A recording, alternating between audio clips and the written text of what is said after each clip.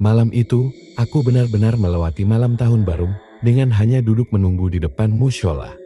Anehnya, ketika pergantian tahun tiba, jangankan suara trompet, suara petasan, kembang api atau semacamnya, aku sama sekali tidak melihat ataupun mendengar suaranya.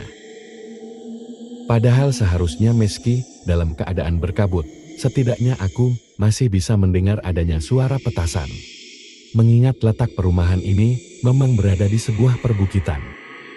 Namun saat itu, aku sama sekali tidak melihat adanya apapun selain kabut tebal, ditambah suara musik klasik yang sebelumnya terdengar pelan, tiba-tiba sudah tidak terdengar lagi.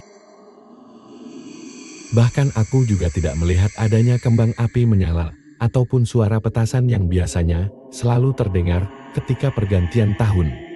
Padahal di kota itu sedang pesta besar menyambut tahun baru, kembang api di mana-mana, petasan berbunyi di setiap sudut kota dengan segala hiruk pikuknya. Tapi anehnya, dari komplek perumahan tersebut, aku tidak mendengar apapun.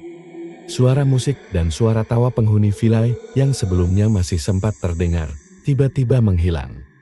Bisa dikatakan, setelah waktu tahun baru sudah lewat, semuanya tiba-tiba hening begitu saja.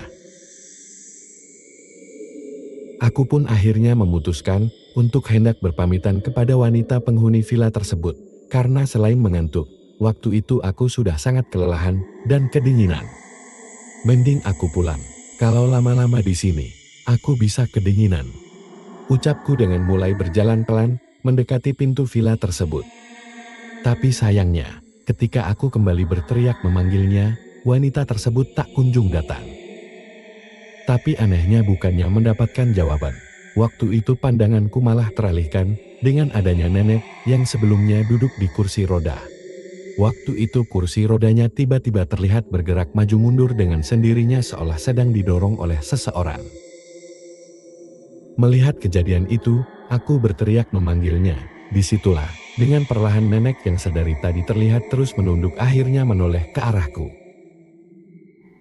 Setelah nenek-nenek tersebut menoleh, jantungku langsung berdetak kencang, nafasku tersendak dengan tubuhku yang juga seketika bergetar hebat.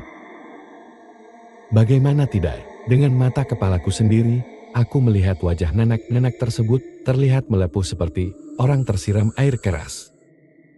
Dan tidak hanya melepuh, selain mulut dan giginya yang sangat hitam, aku juga melihat banyak sekali benjolan yang ada di sekujur leher dan telinganya. Mengetahui hal itu, dengan tetap menguatkan kesadaran, aku pun seketika memalingkan pandanganku dan dengan sigap meninggalkan villa tersebut dengan mulutku yang terus saja berdoa sebisaku. Perasaanku sudah tidak bisa lagi diceritakan, tubuhku bergetar, nafasku sesak dengan rasa bingung yang sudah bercampur menjadi rasa takut yang sangat menekan. Dengan pikiran yang sudah tidak karuan, aku pun mulai meninggalkan villa tersebut dengan tidak lagi berani menoleh ke belakang. Sudah lama aku berlari, namun aku tidak kunjung menemukan pos satpam. Yang ada, hanya mushola yang kembali terlihat menandakan jika aku sepertinya hanya berputar-putar. Ketika aku masih kebingungan mencari jalan keluar, kondisi perumahan tersebut tiba-tiba juga berubah menjadi sangat sepi. Semua lampu mati dengan orang yang sebelumnya terlihat ramai, namun waktu itu sudah tidak ada. Aku pun kembali menenangkan pikiranku sambil mencoba mengendari motor. Setelah beberapa lama aku mengendarai motor, tiba-tiba aku melihat adanya pedagang sate yang sedang mendorong gerobaknya. Pedagang sate tersebut terlihat berjalan pelan di kejauhan dengan sesekali membunyikan lonceng yang sepertinya sudah pernah aku dengar sebelumnya. Mengetahui semua itu, aku pun kembali mengejar pedagang sate tersebut dengan harapan aku diberitahu jalan untuk pulang. Setelah aku berhasil mendekati pedagang sate tersebut, bukannya mendapatkan bantuan, aku malah kembali melihat pemandangan yang sangat menyeramkan. Perasaanku yang sebelumnya sudah kebingungan, seolah semakin ketakutan ketika aku tahu ternyata pedagang sate tersebut memiliki wajah rata dengan tidak adanya mulut, hidung, dan juga mata. Setelah aku menyalip gerobak tukang sate itulah, aku akhirnya melihat portal utama perumahan tersebut yang menjadi tanda jika portal itu adalah pintu masuk utama ke perumahan tersebut. Mengetahui semua itu, aku pun seketika lega meski pikiranku yang masih kemana-mana. Aku berhasil keluar dari kompleks perumahan itu tanpa adanya gangguan, hingga akhirnya aku pun sampai di rumahku dengan membawa sebuah pengalaman yang sepertinya tidak akan pernah bisa aku lupakan untuk selama-lamanya. Dan tidak berhenti di situ saja.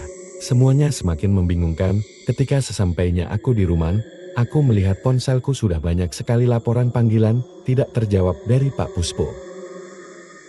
Dengan sigap aku seketika menelepon kembali Pak Puspo untuk memastikan di mana keberadaannya. Tapi sayangnya, Pak Puspo tidak menjawabnya karena mungkin Pak Puspo sudah lelap dalam tidurnya.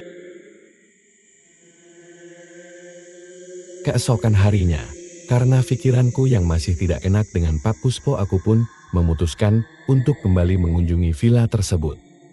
Tapi anehnya, semuanya semakin membingungkan ketika sesampainya aku di komplek perumahan tersebut. Bukannya seperti sebelumnya, pagi itu aku melihat keadaan komplek perumahan tersebut tiba-tiba sudah dalam keadaan terbengkalai tidak karuan. Keadaan jalan yang rusak, kondisi pos satpam yang sudah hancur, semua bangunan villa yang terbengkalai, sudah cukup membuat tubuhku kembali bergetar dengan keringatku yang sudah keluar bercucuran. Dengan menguatkan pikiranku, aku pun terus saja mengendarai motorku untuk naik ke arah villa yang sudah aku datangi sebelumnya. Dan hasilnya, memang benar, villa dan mushola tersebut benar-benar sudah terbengkalai dengan bentuk bangunan yang sudah rusak semua.